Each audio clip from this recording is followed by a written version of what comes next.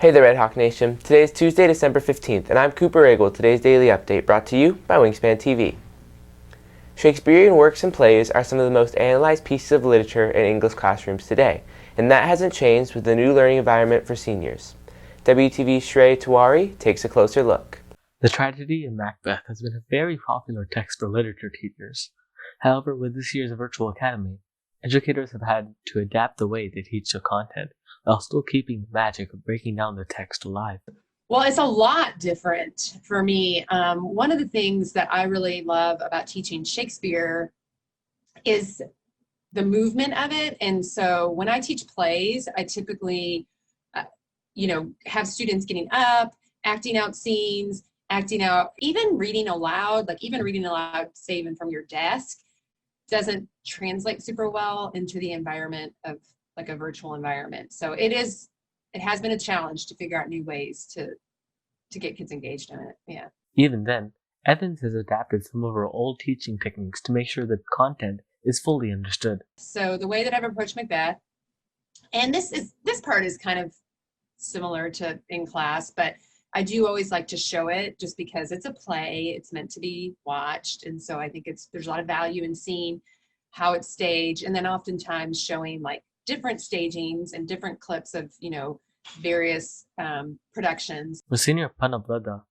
the biggest difference is the level of interaction. I'm not sure it would be too different. Like, obviously, there's less need for interaction. Like, people don't feel the need to turn on their cameras or just be more present or like appear present.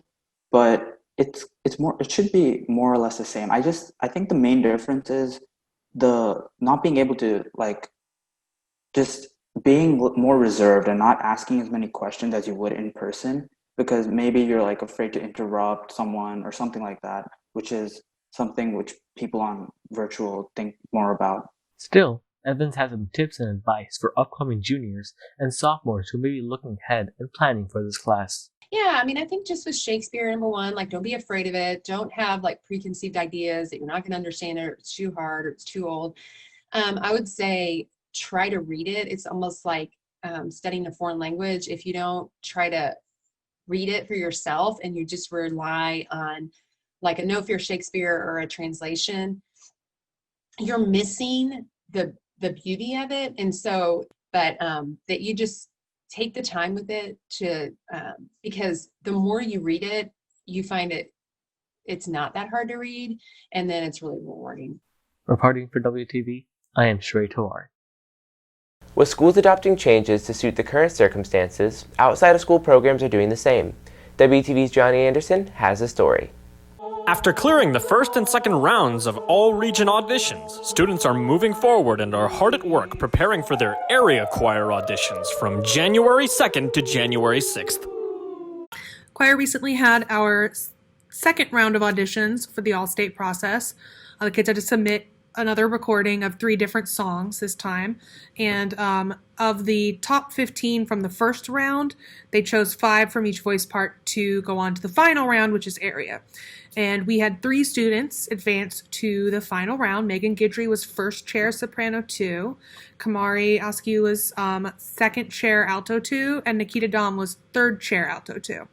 And so it's a huge accomplishment to even make it that far. They have to do one more round where they learn more songs and submit them to be judged.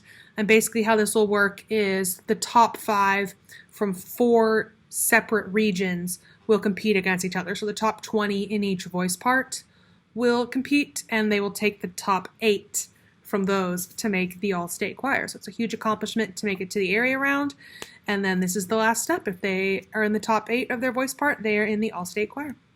Sophomore KAMARRI ASKEW is currently working very hard in order to pass the auditions and make it into the area choir. I feel really prepared just because Miss Yu's been taking a lot of time to schedule practices with us and making sure we're learning the music and doing everything correctly. And we also have a clinic coming up to help us make sure that we're doing everything right as well. So I feel really, really prepared, and I just hope everything goes well. Reporting for WTV, I'm Johnny Anderson. If you are looking for more from Wingspan, you can follow us at Liberty Wingspan on Twitter, Instagram, and Facebook, or go to our award-winning website, libertywingspan.com. And now for today's announcements. Looking for a competitive environment to show off your gaming prowess? Sign up for the High School Esports League Spring Major through the Liberty High School Esports Club. For a full list of games and more information on how to join, please scan the QR code below. This Friday, December 18th, Esports will be holding a Valorant tournament from 5 to 7. Sign up by scanning the QR code below. Anybody interested in trying out for baseball needs to see Coach Sapanic in Portable 4 or Coach McGar in Portable 2 to get information about the upcoming tryout. That's it for today's daily update. This is Cooper Ragle for Wingspan TV.